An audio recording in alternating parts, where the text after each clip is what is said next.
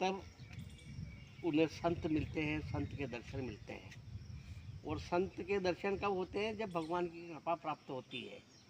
बिनु हरि कृपा मिले ही नहीं संता। और जैसे ही संत की दृष्टि साधक के ऊपर पड़ जाती है तो उसकी जीवन की दशा और दिशा दोनों बदल जाती है। ईश्वर के छवि के, विग्रह के दर्शन यदि किसी को, भक्त को हो जाए, तो फिर उसको इस संसार में और कुछ भी देखना शेष नहीं रहता, क्योंकि उससे सुंदर वस्तु तो और कोई है ही नहीं जो उसे देखना पड़े। तो ईश्वर के दर्शन हो जाए, संत की दृष्टि उस पर पड़ जाए और जीवन उसका सफल हो जाए। दक्षिण में श्री रंगनाथ जी का मंदिर है। उसी तीर्थ क्षेत्र में एक धनुराज नाम का व्यक्ति था जो एक वेश्या के भ्रमर जाल में फंसा हुआ था। वह जीवन में उस वेश्या के अलावा कोई किसी तरफ देखता भी नहीं था और उसमें इतना आसक्त था कि वह दीन दुनिया सब भूल चुका था और उसी के प्यार में पागल था।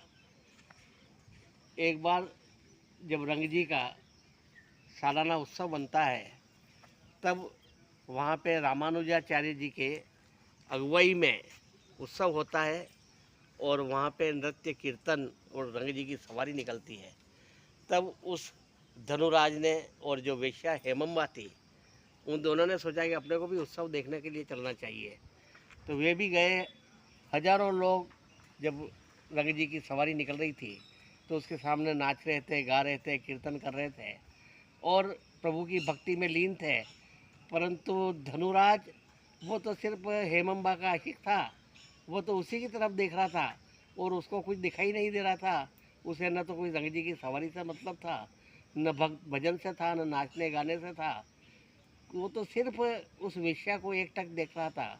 तब रामानुजाचार्य जी की दृष्टि उस धनुराज पे पड़ गई और उन्होंने लोगों से पूछा कि ये व्यक्ति कौन है जो ईश्वर की जो सवारी निकल रही है रंग जी की, उन तरफ तो देख नहीं रहा है और एकटक इस वेश्या की ओर निखरा जा रहा है। तब लोगों ने पूरी घटना बताई कि ये इसी तरह से इससे आसक्त है। तब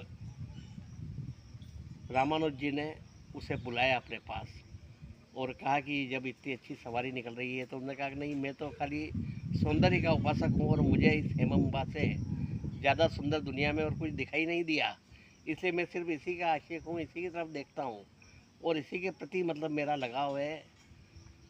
तब रामानुज जी ने कहा कि कल रात को जब मंदिर की आरती समाप्त हो जाए, उसके बाद में तुम मंदिर में मेरे पास आना। मैं भी अकेला रहूँगा और तुम भी अकेले रहोगे।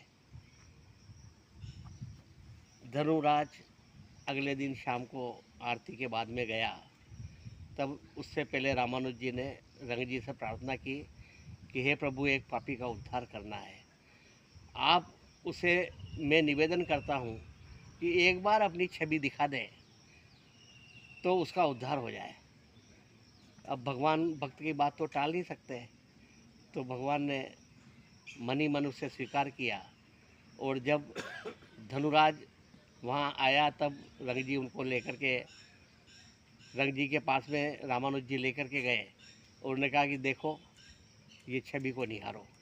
तो जो लौकिक दृष्टि में मूर्ति है, वो मूर्ति के स्थान पे भगवान ने भक्त को दिया हुआ गया वचन निभाया और अपना अलौकिक रूप दिखाया। उस रूप को देख करके धनुराज बेहोश हो गया कि इतनी सुंदरता भी इस दुनिया में हो सकती है, और उसे बहुत देर बाद में होश आया। तब उसने देखा कि इससे ज़्यादा सुंदर तो अब दुनिया में कोई है ही नहीं।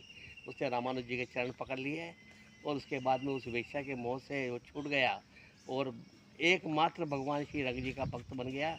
वह धनुराज से धनुदास बन गया और रामानुज जी का परम शिष्य बना और आगे चल कर के बहुत बड़ा भक्त शिरोमणि बना।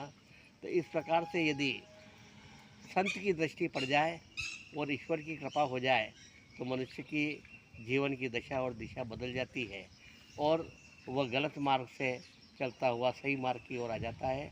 ज़रूरत यह है कि उसे किसी संत का दर्शन हो जाए। तो संत जो है वे इस जगत का उद्धार करने के लिए इस पृथ्वी पर आते हैं और जब वो देखते हैं कि कोई आदमी गलत मार्ग पर जाता है तो उसे सही दिशा देने के लिए वे बिल्कुल भी देर नहीं करते हैं। इस प्रकार से जैसा धनुराज से जो धनुदास बन गया, उसका उद्धार किया। ऐसे हर प्राणी का उद्धार कर देते हैं।